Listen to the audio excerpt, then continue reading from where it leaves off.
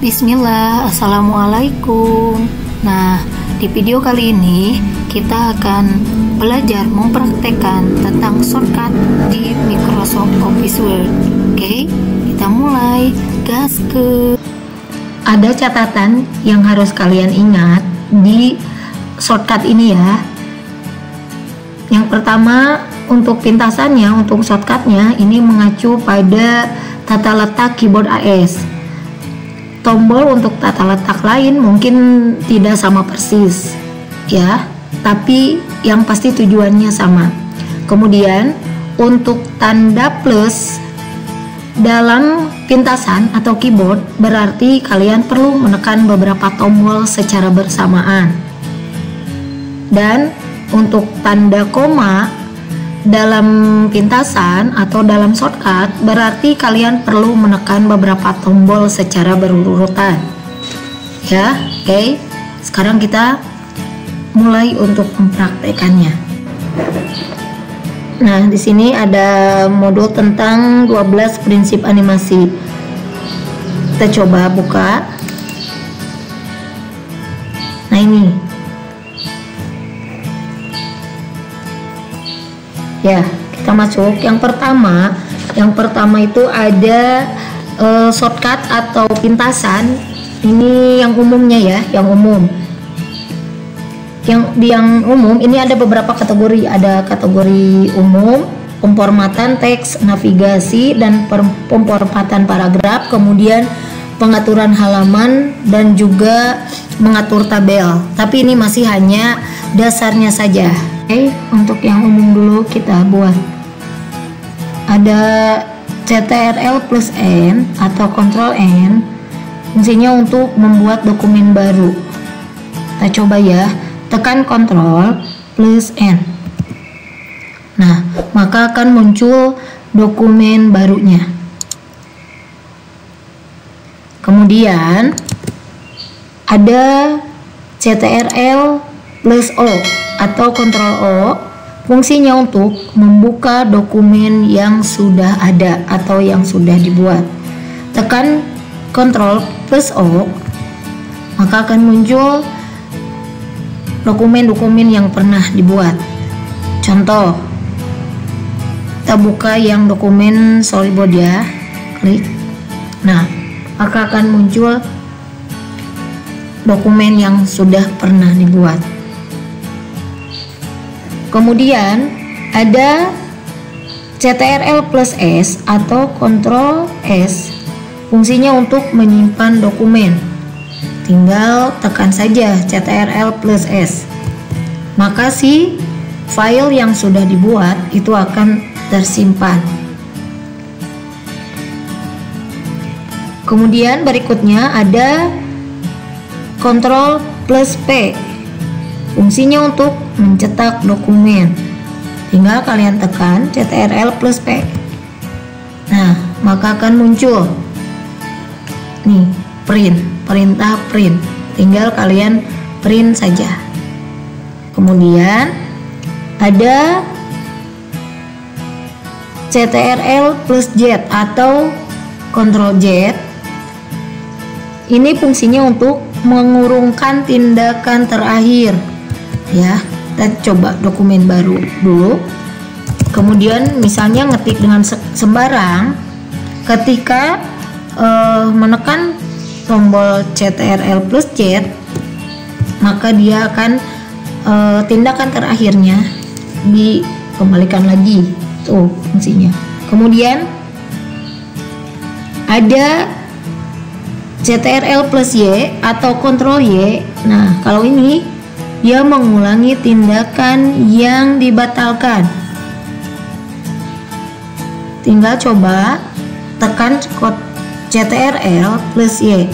Nah, yang tadi dibatalkan dikembalikan lagi.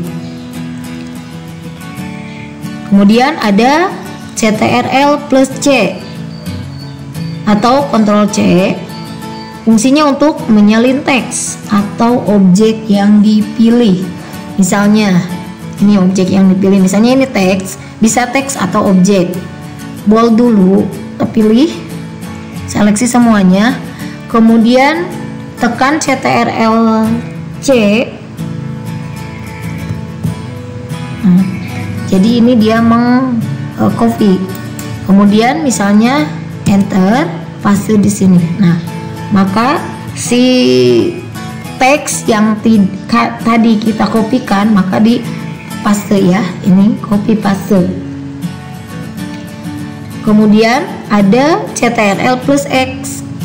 Kalau CTRL plus X ini fungsinya untuk memotong teks atau objek yang dipilih.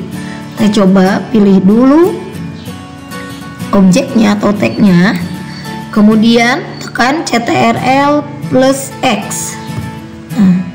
Maka akan kepotong ya. Kemudian coba pastekan di sini. Maka dia akan pindah ya, sesuai dengan posisi yang diinginkan. Tuh.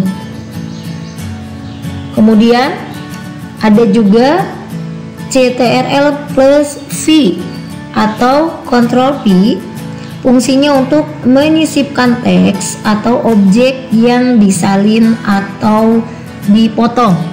Tadi ya sudah, kayak tadi copy paste dan cut paste ya gitu. Contoh misalnya yang tadi ini di copy CTRL C, kemudian simpan kursornya di sini, dan CTRL P itu copy paste ya.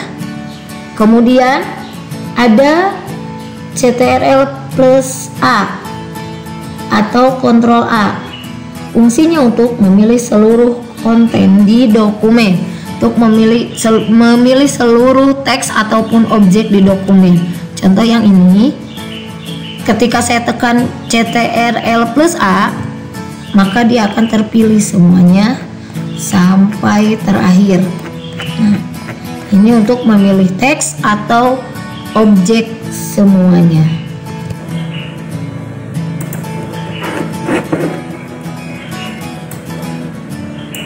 Oke, gaskeun. Yang kedua, ada pemformatan teks. Ya. Kita coba, ada CTRL plus B atau Ctrl plus B. Fungsinya mengubah teks menjadi tebal. Kasih contoh ya di sini. Pilih dulu teks yang akan dikasih tebalnya, klik, kemudian tinggal tekan CTRL plus B, maka dia akan tebal ya, bold. Abaikan suara yang terdengar. Oke. Kemudian ada CTRL plus I atau Ctrl plus I, fungsinya untuk memiringkan teks. Kita coba yang ini, kita miringkan ya dengan CTRL plus I, Ctrl plus I. Nah, maka teks akan miring ya, atau I-nya itu italic. Kemudian ada CTRL plus U. Kalau CTRL plus U ini fungsinya untuk menggarisbawahi teks. Contoh, ini semua coba dikasih garis bawah dengan cara CTRL plus U. Maka dia ada garis bawahnya atau underline. Bisa menggunakan shortcut atau bisa juga menggunakan ini. Nah, kemudian ada CTRL plus L. CTRL plus L ini gunanya untuk rata kiri teks. Kita coba Ctrl A, kasih rata kiri teks dengan menekan CTRL plus L. Nah, semuanya dia ke kiri ya, karena ditekan CTRL plus L, yaitu fungsinya untuk rata kiri teks. Kemudian ada CTRL plus R, itu rata kanan teks. Kita coba tekan CTRL plus R. Nah, rata kanan. Kemudian ada CTRL plus E, fungsinya untuk rata tengah teks. Kita coba CTRL plus E. Nah, semua teksnya di tengah. Kemudian ada CTRL plus J atau Ctrl plus J, itu J-nya itu dari justify ya. Jadi dia rata kanan dan kiri teks. Kita coba CTRL plus J. Nah, ini. Maaf dari lowbat ya baterainya. Ada CTRL plus Shift plus lebih besar. Ini untuk meningkatkan ukuran font atau memperbesar ukuran teks atau gambar ya. Tekan CTRL, kemudian Shift, kemudian lebih besar. Maka si teksnya dia akan besar. Oke, berikutnya ada tentang pengaturan halaman ya. Coba ada Ctrl plus Enter atau CTRL plus Enter, fungsinya untuk memasukkan halaman baru. Contoh ada di sini. Coba tekan CTRL plus Enter. Nah, maka di halaman di atas dia satu halaman kosong. Ya, ini fungsinya untuk memasukkan halaman baru. Kemudian ada CTRL plus Shift plus P atau Ctrl Shift P, CTRL Shift P. Nah, fungsinya untuk membuka kotak dialog format font. Ya, dan ini kalian bisa pilih misalnya fontsnya mau diganti ya. Font stylenya berarti ini yang digunakan fontsnya Georgia. Font stylenya bold, size-nya 11. Tuh. Kemudian ada CTRL plus D atau Ctrl D. Fungsinya untuk membuka kotak dialog menggantikan. Nah, ini untuk menggantikan. Sebetulnya sama ya shortcutnya dengan yang tadi. CTRL Shift plus P ya. CTRL Shift P sama. Fungsinya dengan CTRL D, yaitu untuk membuka kotak dialog format font dan bisa menggantinya. Itu. Kemudian yang terakhir ada mengatur tabel. Coba di terakhir kita buat dulu tabelnya. Kita buat insert tabel, misalnya ada ini ya. Nah, kita buat tabelnya ya. Nah, sambil buat tabel, kalau yang suka dengan video ini tinggal tekan tombol like, subscribe, dan komen. Ayo gaskeun. Tab untuk mengatur tabel ya. Di sini ada yang namanya tab atau tabulasi. Fungsinya untuk pindah ke sel berikutnya dalam tabel. Kita coba kasih contoh dulu. Di sini ada tulisannya, misalnya ada AA, kemudian di sini ada BB, ada CC misalnya. Nah, ini posisi kursor ada di sel pertama ya, ada di yang pertama. Kemudian tekan tab.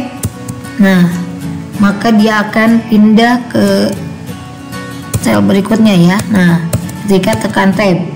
Kemudian ada tekan Shift plus tab. Kalau tadi tab saja, sekarang dengan Shift. Shift tab. Coba fungsinya untuk pindah ke sel sebelumnya dalam tabel. Misalnya ada posisi di bagian 4, ada tulisannya di D. Tekan Shift dan tab. Maka dia akan pindah ke sel sebelumnya, ya. Kemudian ada ALT plus SIP plus panah bawah. Fungsinya untuk menambah baris di bawah baris saat kursornya ini, ya. Saat kursornya ada. Coba nih. Kursornya misalnya ada di sini, kemudian ditekan ALT, SIP, panah bawah. Ya. Nah, ini menambah baris di bawah baris pada saat ini. Atau contoh kalau ada di terakhir, coba ya, SIP ALT panah. Tuh, dia membuat tabel baru ya, SIP ALT panah bawah. Kemudian kalau ALT plus SIP plus panah atas itu menambah baris di atas baris saat ini, menambah ke atas di baris saat ini ya.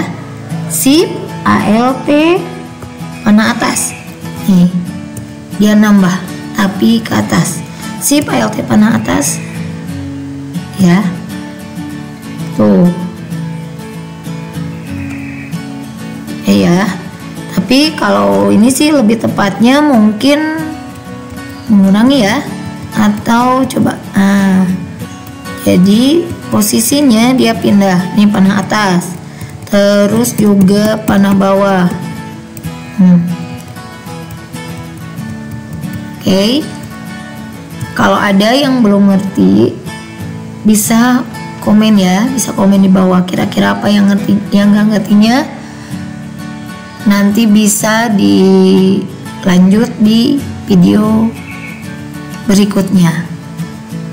Oke, ya. Terima kasih. Assalamualaikum warahmatullahi wabarakatuh. Oke, jika kalian suka dengan video ini, jangan lupa klik like, subscribe, komen, dan aktifkan lonceng notifikasinya. Sampai jumpa di video berikutnya. Assalamualaikum warahmatullahi wabarakatuh.